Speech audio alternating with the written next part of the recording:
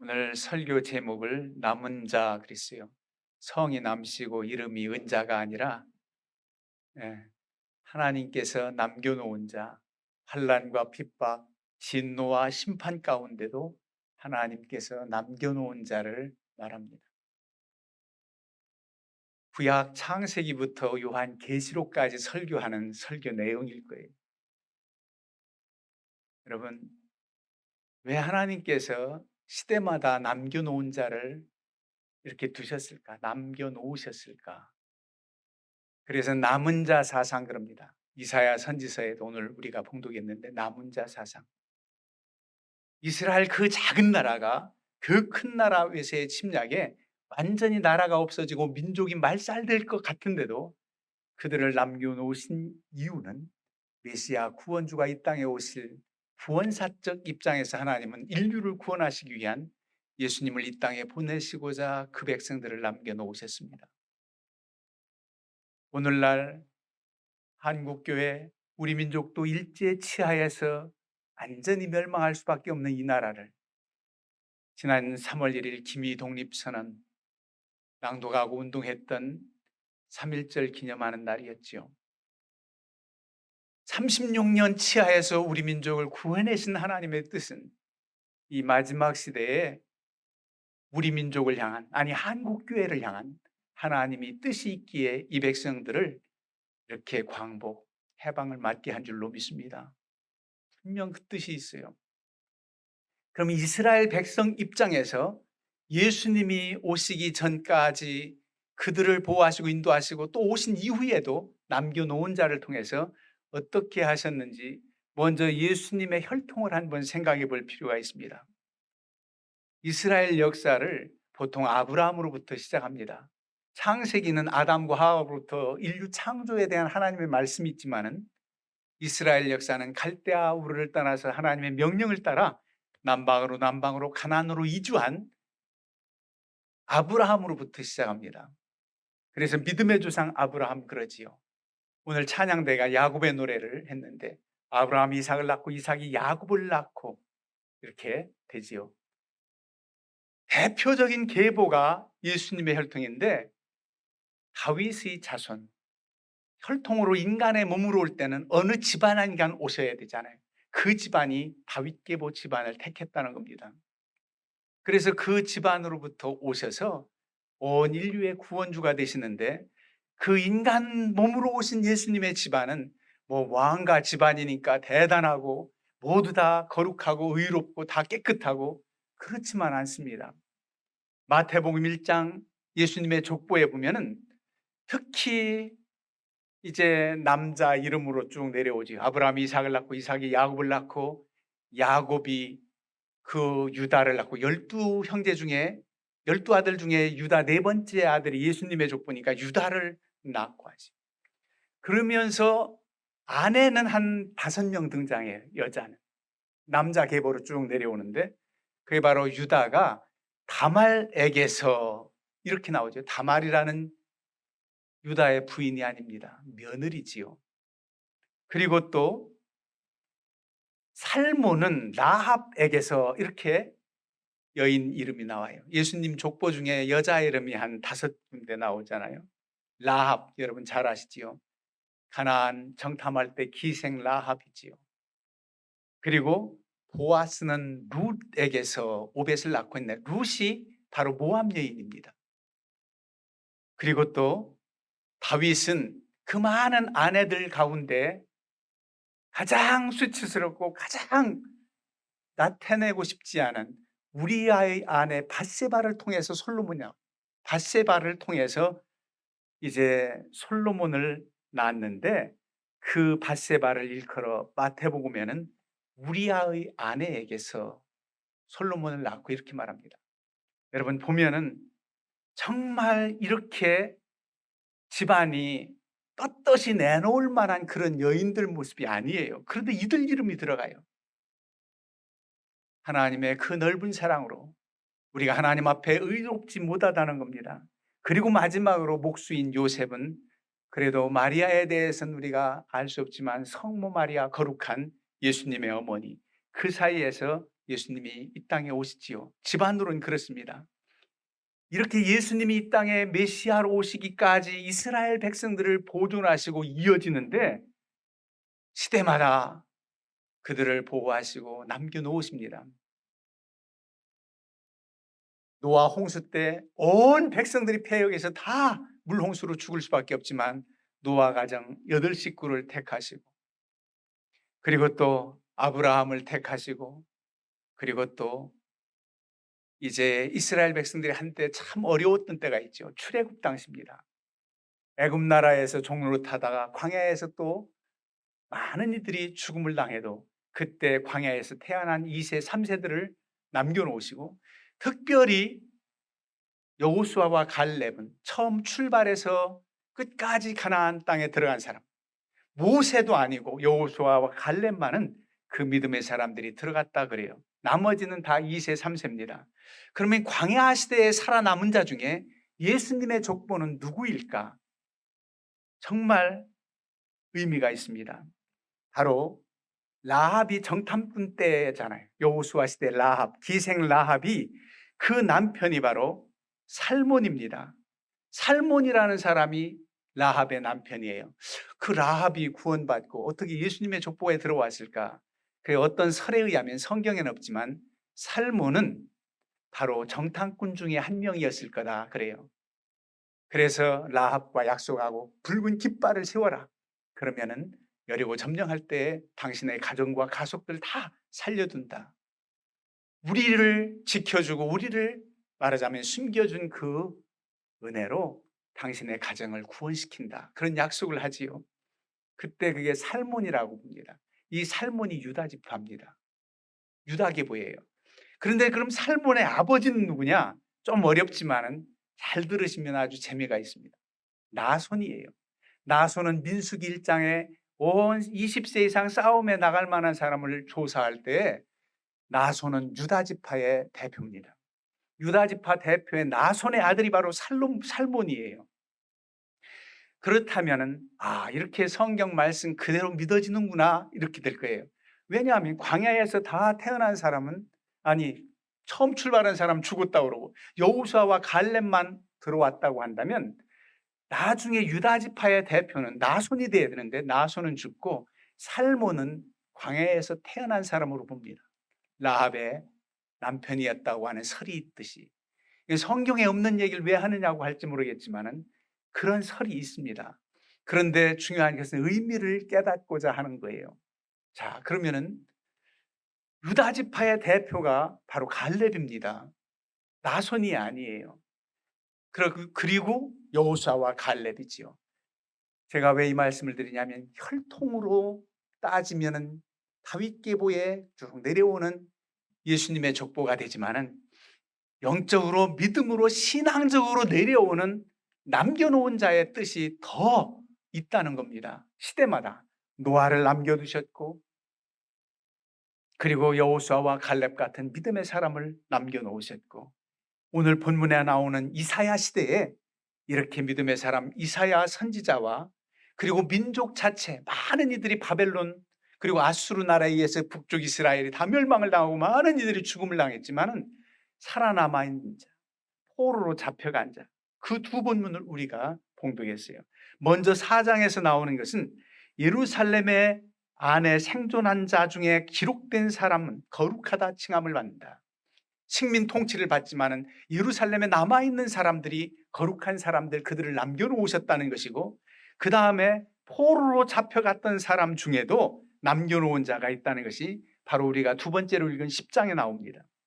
그날에 이스라엘의 남은 자와 야곱 족속의 피난한 자들이 다시는 자기를 친자를 의지하지 아니하고 이스라엘의 거룩하신 인 여호와를 진실하게 의지하리니 남은 자 곧 야곱의 남은 자가 능하신 하나님께로 돌아올 것이다. 포로로 된 백성들 중에 죽지 않고 또 돌아와 남은 자들이 있다는 겁니다. 그런 이들 가운데 수룹바벨 같은 이들이 돌아와서 성전을 건축하지요. 자, 그렇다면 하나님께서 어떤 소수의 사람을 남기고 이스라엘 백성 차원에서 이렇게 무리들을 어느 정도 남긴 구수는 대다수의 백성 수에 비하면 작다는 겁니다. 적다는 겁니다. 대부분 그래요. 그런데 그들을 통해서 새 출발한다는 거예요. 새롭게 시작한다는 뜻이 있습니다. 그래서 비유로 뭐라고 말씀하시느냐 하면 이사야서 6장 13절에 그 중에 10분의 1이 아직 남아있을지라도 이것도 황폐하게 될 것이나 밤나무와 상수리나무가 배임을 당하여도 그 구루터기는 남아있는 것 같이 거룩한 씨가 이 땅에 구루터기니라. 여러분, 침엽수림 소나무 같은 거 베면은 싹이 다시 안 나도 상수리나무 밤나무는 베면은 거기에서 다시금 싹이 나서 나무가 자라갈 수 있는 그런 그 구루터기입니다. 베었어도 구루터기는 남아서 새롭게 출발하는 그런 비유로 남겨놓은 자를 비유해요. 그런가 하면 이사야서 17장 6절에 보면은 감람나무를 막 수확하느라고 흔들어도 꼭대기에 있는 힘이 미치지 않아서 떨어지지 않는 두세 개의 과일을 남겨놓은 것 같이, 그러니 얼마나 소수입니까? 그리고 무성한 나무에서 몇몇 한 네다섯 개의 과일이 맺혀 있는 것처럼, 여러분 그런 말씀을 하면 우리 민족이 옛날 남겨놓은 과일이 생각나지요. 감나무에서 다 감을 따지 않고 꼭대기에 몇 개를 남겨놓습니다. 왜? 까치밥을 준다고. 참 우리 백성들이 어진 마음이 있어요. 까치밥을 생각. 그렇게 소수 남겨놓은 자, 그들을 통해서 하나님은 새롭게 역사를 펼친다는 겁니다. 여러분, 구원사적 입장에서 이 땅에 메시아가 오실 것에 대해서 그 집안들을 보호하시고 그렇게 이어오게 하신 반면, 그것뿐만 아니라 하나님의 사람, 믿음의 사람들을 남겨놓으셔서 하나님의 거룩한 뜻을 펼쳐가고 그렇게 해서 부름받은 이들, 그 가운데 오늘날 우리가 육신의 혈통이 아니라 예수님의 육신의 조상 혈통 그 계보로 내려오는 게 아니라 영적으로 바로 신앙적인 입장에서 우리를 남겨놓으신 자가 되는 겁니다. 메시아가 다시 오실 것을 우린 기대하면서 남겨놓은 자예요. 메시아가 오실 것을 위해서 다윗 계보를 남겨놓으셨다면 오신 메시아, 다시 오실 메시아를 위해서 우리를 남겨놓으시고 예수님이 오셔서 온 인류를 구원하시고 이제는 그 일을 우리가 맡아서 온 백성들이 하나님께 돌아오고 예수 그리스도를 영접해서 구원받는 그날까지 우리를 지키시고 보호하시는데, 여러분 남아있는 자는 다 죽을 때도 죽지 않고 오래 살고 이런 뜻은 물론 아닙니다. 살아있는 동안 남겨놓은 사명을 잘 감당하면 되는 거예요. 우리가 생각할 때 하나님은 왜 아벨과 같은 거룩하고 신실한 하나님께 정성껏 제사드렸을 그 아벨을 남겨두지 않고 거두시고 죽게 하고 가인을 남겨두셨을까? 그러나 가인으로서는 거룩한 씨가 아닙니다. 그래서 세 번째 셋이라는 아들을 통해서 이어지게 하시지요. 그런가 하면 노아 홍수 시대 때 연상해 보세요. 그때 에녹이라는 분, 그 에녹은 65세의 무두셀라, 가장 오래 살았다고 하는 성경에 나온 969세 무두셀라를 낳고 하나님과 300년 동안 동행하더니 하나님의 들림을 받았다는 겁니다. 그러면 에녹은 365세를 살아요. 그 시대에 700년, 800년, 969세 살은 자기 아들 무두셀라가 있을 때인데 365년을 살았지만 그는 하나님과 동행해서 있는 동안 남은 자로 하나님의 거룩한 씨로서 이어지게 됩니다. 이런 의미를 본다면 그저 오래 산다는 것뿐만이 아니라 이 남아있는 자는 하나님의 신실한 종들이고 그리고 살아있는 동안 하나님의 뜻을 실현하는 사람들입니다. 그래서 어찌 보면 예수님의 오시기 구속사적 입장에서 그 혈통을 보호하신 것뿐만 아니라 믿음의 혈통들을 계속 보호하신다는 거예요. 믿음의 사람들. 이사야 시대에도 바알과 아세라를 다 섬길 때도 엘리야가 나 혼자만 이렇게 외롭게 하나님 섬기고 있습니다 투정하듯 했더니 내가 남겨놓은 7천이 있다는 거예요. 바알과 아세라에게 입맞추지 아니하고 섬기지 않은 7,000명을 남겨놓으셨다는 겁니다. 그런 믿음의 사람들이 시대마다 있는 거예요. 예수님이 오실 때는, 예수님의 공생의 시작 전 탄생했을 때는 예수님의 성모 마리아가 이분이 보통 내가 낳은 인간이 아니라는 걸 압니다. 일찍이 잉태됐을 때부터 가브리엘 천사의 그 계시도 받았고 여러 가지 면에서 이분은 메시아라는 사실을 알았어요.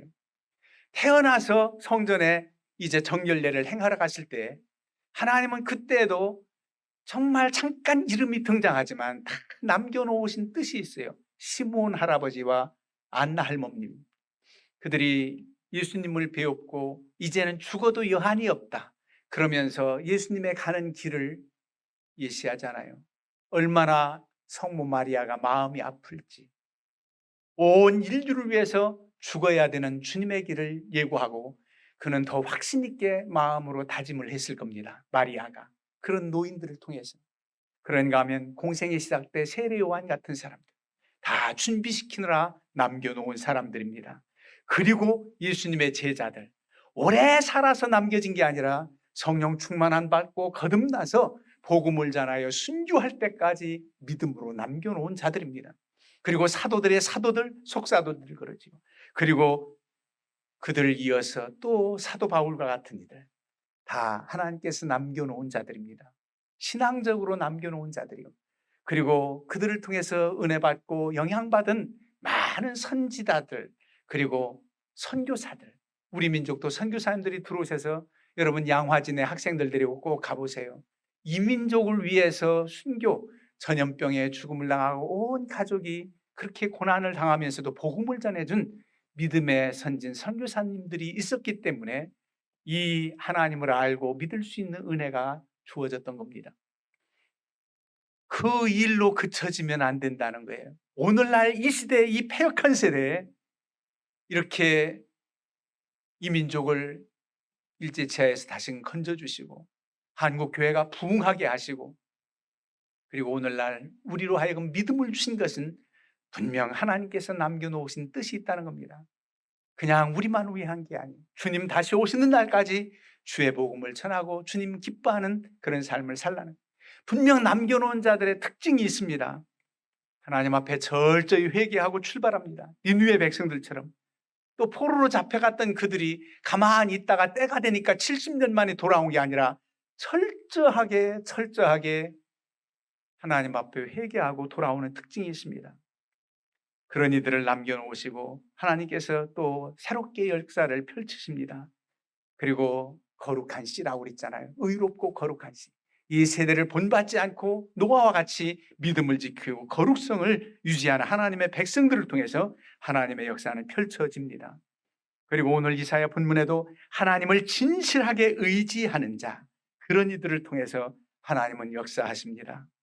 그리고 순교할 때까지 주를 위해서 헌신하겠다고 하는 믿음의 사람들을 통해서 하나님은 일을 하십니다. 많은 사람들이 있다 할지라도 소수의 사람들을 얘기하고 있다면 오늘날 많은 이들이 예수님을 믿는다는 이름을 가졌어도 진실하게 하나님을 의지하는 자, 그런 이들이 남은 자 중에 또 남은 자가 됩니다.